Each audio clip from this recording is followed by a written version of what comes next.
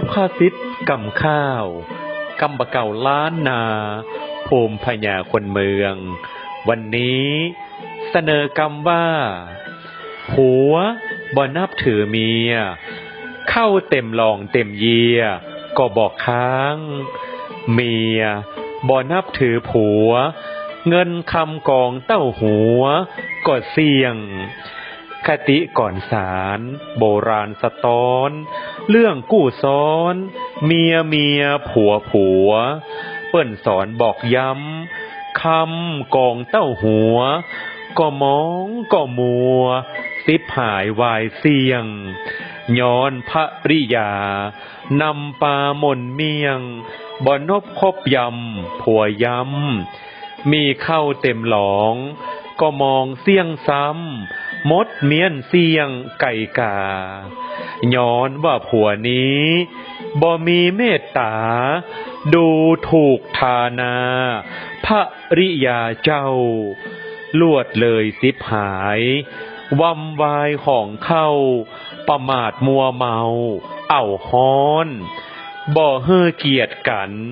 เดือดนั้นตุกย้อนอุบาทเลยค่อนสำคัญเป็นผัวเมียแต่บ่ฮักกันกระแทกแดกดันจั่งปาหม่นเศร้าผัวเพศเมียยักบ่นับหน้าตาหิศอกลงวาสิบหายวา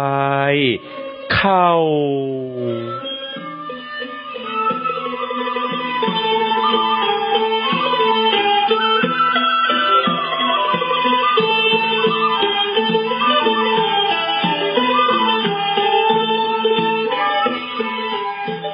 ผัว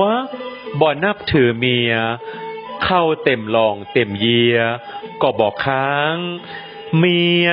บ่นับถือผัวเงินคำกองเต้าหัวก็เสี่ยงความหมายเป็นผัวเป็นเมียกันแต่บ่ฮักแปลงกันบ่เฮ่อเกียรติซึ่งกันและกันนำป่าเฮ่อเกิดแต่ความเสื่อมเสียอุปมาเหมือนดั่งโบราณสอนไว้ว่าผัวถ้าบ่ฮักและเฮ่อเกียรติเมียแม้จะมีเข้าเต็มหลองเต็มเยียปลายลูนก็จักบ่เหลือเมียถ้าบ่ฮักและเฮ่อเกียรติผัวแม้จะมีเงินและทองมากนักกองท่วมหัวปลายลูนก็จักหูสิ้นสูญไปคติสอนใจได้มาเป็นสามีภริยากันก็ด้วยอำนาจบุพเพและบุญเก่าเกยเกื้อกูลกันมากวนดีฮักแปงทนุถนอมนับถือและเฮ่อเกียรติซึ่งกันและกันความฮักก็จักยั่งยืนยาวเป็นแบบอย่างและเป็นสิริมงคลสุภาษิตกำข้าวกำบะเก่าล้านนาภูมิพญาคนเมืองนำเสนอโดยสมาพันธ์กวีวรรณกรรมล้านนาภาคเหนือร่วมกับสถานีวิทยุกระจายเสียงแห่งประเทศไทยจังหวัดละปู